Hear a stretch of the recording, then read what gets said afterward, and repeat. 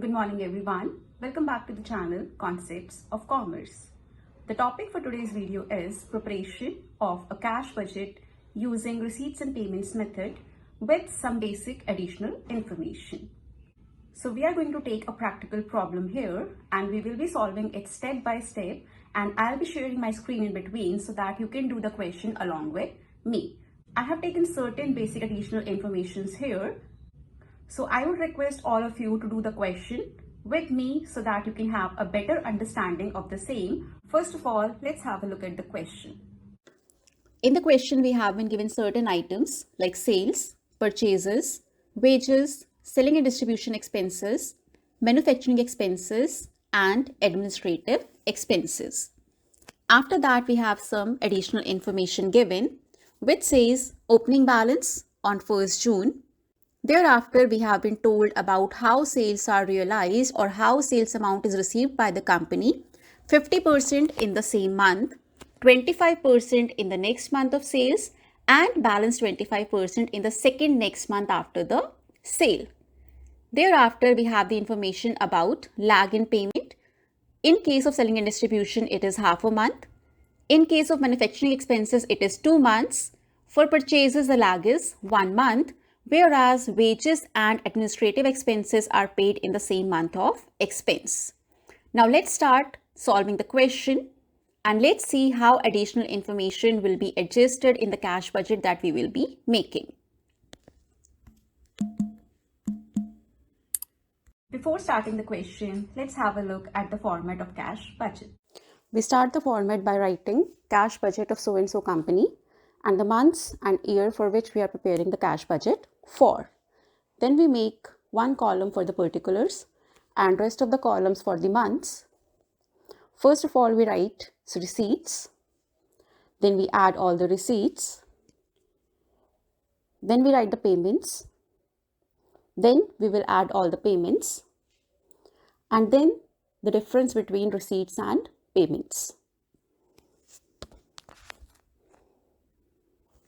And in the question, if we have been given the opening balance for the first month of the cash budget, we will be writing that under receipts as well. Once we get the closing balance for 1 month, that will be the opening balance for the next month.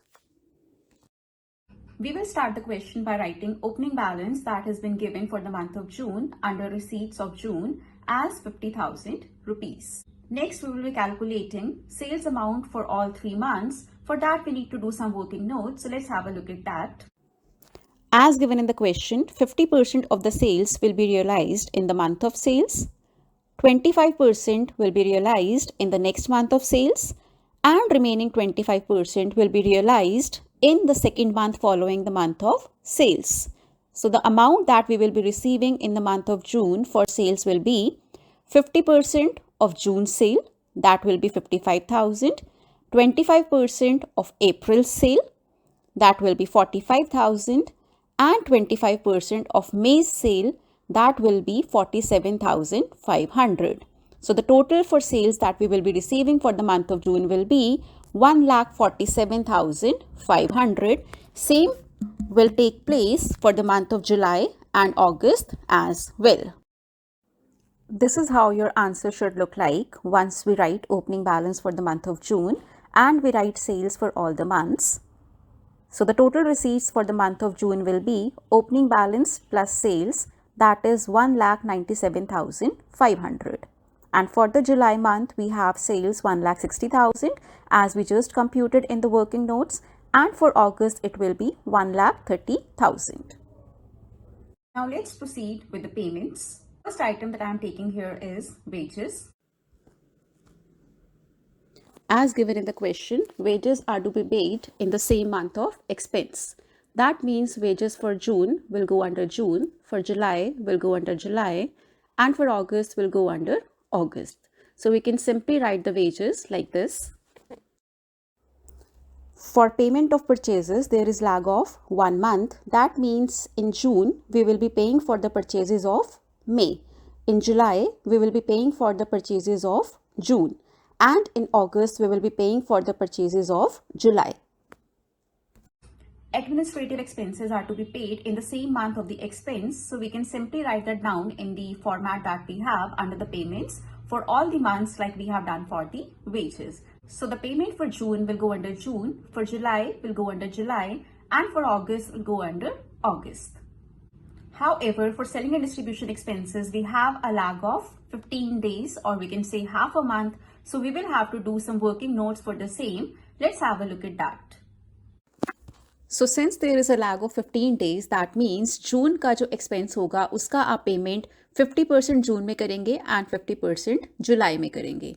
Similarly, when we are calculating for June, we will be paying 50% of June's amount and 50% of May's amount. So we have 50% of June as 1500 rupees, 50% of May as 2000 rupees. So total payment for the month of June will be 3500. In the same way, we will be calculating for July and August as well. So the total payment for the month of July becomes 3750 and for the month of August becomes 4750. So now we can write the amounts of selling and distribution as we have calculated in the working notes. For June, it will be 3500, July 3750, and for August, it will be 4750. Above that, I have mentioned administrative expenses because that has to be paid in the same month of expense. Now, manufacturing expenses have a lag of 2 months. So that means June में आप payment करेंगे April का, July में आप payment करेंगे May का, and August में आप payment करेंगे June का. So this is the complete solution. For the month of June, we have a closing balance of 0 rupees because receipts and payments for the month of June are equal. So 0 will be carried forward as opening balance for the month of July. For the month of July, we have a negative closing balance because receipts are less than the payments for the month of July. So same negative balance will be carried forward as the opening balance for the month of August. Here, the opening balance for the month of August, as we know, is negative, will be subtracted from sales to get the total receipts for the month of August. And similarly, we can calculate closing balance for the month of August as well. That's all for today. I hope you liked today's video. If you have any problem in any specific additional information that you might be facing, please write in the comment section below. I'll try to answer all of them. Stay tuned for the next video. Till then, keep learning, keep growing. Have a nice day.